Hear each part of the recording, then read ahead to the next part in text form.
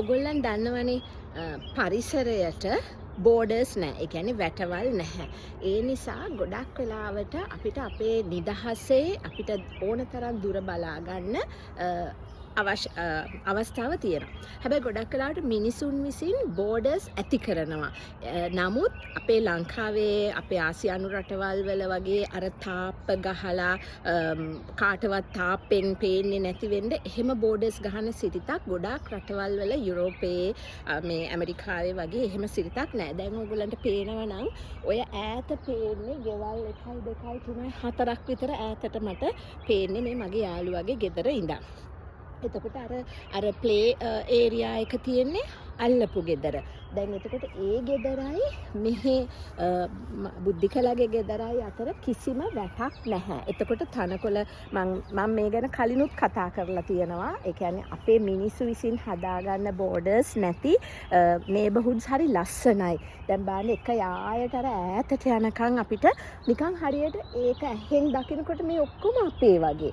හැබැයි මෙහි ඉන්න මිනිස්සු ඒ සමාජ මෙහි තියෙන සිස්ටම් එකක් දැන් ලංකාවේ සිස්ටම් එකක් හරි අඩුයිනේ. ඒ සිස්ටම් එක අනුව යාලා දන්නවා යාලගේ ෆිසිකල් බෝඩර්ස් කොහෙද තියෙන්නේ කියලා. දැන් අර ගෙදරට අවශ්‍ය ප්‍රිවසි ඒගොල්ලන් අරගෙන තියෙන්නේ අන්න අර ගස් ටික හිටවලා. ඒ වගේම බුද්ධිකලාගේ ගෙදරට අවශ්‍ය ඒ නිදහස ඒ පුද්ගලිකත්වය අනිත් ගෙදරින් වහගන්න පාවිච්චි කරලා තියෙන්නේ මෙන්න මේ කොනිෆරස් ගස් ටික.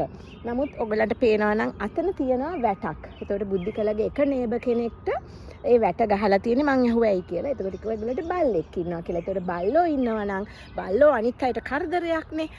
එතකොට තමන්ගේ ගෙදර ඉන්න බලු මහත්තයාගෙන් අනිත් අයට කරදරයක් නොවෙන්නේ ඒගොල්ලන්ගේ වැට ගහගෙන තියෙනවා. නමුත් මේ ගොල්ලන්ගේ ගෙවල් වල නේ පූසෝ ඉන්නවා. දැන් බුද්ධිකලා ගෙදර ඉන්න පූසගේ යාළුවෙක් තමයි මේ අල්ලපු ගෙවල් වල ඉන්න පූසෝ. ඉතින් ඒගොල්ලෝ යනවා. ඒක ප්‍රශ්නයක් නෑ. කිසි කෙනෙක් කවදාකවත් කරදරයක් කරගෙන නෑ. ඉතින් හරි ලස්සනයි මේ විදිහට මනසට අපිට මිනිසා විසින් ඇති කරපු අර තාප්ප වගේ බෝඩර්ස් නැතුව ජීවත් වෙන එක මනසට හරි නිදහස්. ඕනම ගෙදරක මං හැමතිස්සෙම කියන්නේ දරුවන් උස්මහත් කරනකම් පුංචි කාලේ ගෙවල් ගොඩ බඩු වලින් පුරවන්න එපා. ගෙදර තියෙන නිදහස දරුවන්ට විඳින්න දෙන්න. මොකද ඒ අපිට මනසට බැරියර්ස් දාන්න හොඳ නැහැ. ඒ වගේ පුළුවන් තරම් නිදහස් සිතුවිලි ගලාගෙන එන්න නම් අපිට නිදහසේ පරිසරය බලනවා වගේ ගේ ඇතුලේ පරිසරයක් නිදහසේ තියෙන්න ඕනේ. එපා කියනවට වඩා දැන් ගොඩක් වෙලාවට කරන්නේ ගෘහ භාණ්ඩ වලින් ගෙවල් පුරවලා ඒවා අපි කියන ක්ලටර් කරලා ළමයිට ඊට පස්සේ ආහාරය වැදිනවා මෙහෙ වැදිනවා එහෙම නැත්නම් ආහාරය දුවන්න එපා. එහෙම නෙමෙයි. ඕනම මිනිස්සෙකුට නිදහස් සිතුවිලි එන්න නම් අපිට නිදහසේ ජීවත් වෙන්න පුළුවන් වෙන්න ඕනේ. ඒ නිදහස කියන එක මේ පරිසරයෙන් හරියට ගන්න පුළුවන්. දැන් මේ පැත්තේවත් මේ බුද්ධිකලාගේ පිටිපස්සේ වැටක්වත් නැහැ. මේ ගස් පේලිය තමයි ඒගොල්ලන්ගේ බෝඩර් එක.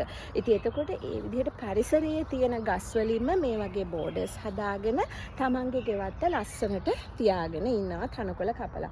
මේ පැත්තේ තනකොළ කපනකොට සමහරට අර පැත්තේ තනකොළ ටිකක් කැපෙනවා. ඒක ප්‍රශ්නයක් නෙමෙයි. ඒගොල්ලන්ගෙත් අනිත් පැත්තට එහෙමයි. ඉතින් මෙන්න මේ වගේ තමන් තේරුම් ගන්න ඕනේ පරිසරයේ තියෙන ඒ ඕපන්නස් එක අපි හැමතිස්සෙම අගය කරන්න ඕනේ. ඒකෙන් අපිට ගොඩාක් මනසට රිලැක්සේෂන් එනවා. අපි බාධා දාගෙන නැහැ. හැබැයි මිනිස්සු තමයි ගොඩක් වෙලාවට මේ විදිහට සීමා මායිම් ලකුණු කරගෙන බාධාවල් දාගන්නේ මනසට. ඒක ඇත්තටම අපිට කරගන්න හානියක්. ඒක එසේ නොවෙන්න අපි ජීවත් වෙන්න පුරුදු වෙන්න ඕනේ. පරිසරයකට හොඳම උදාහරණයක්.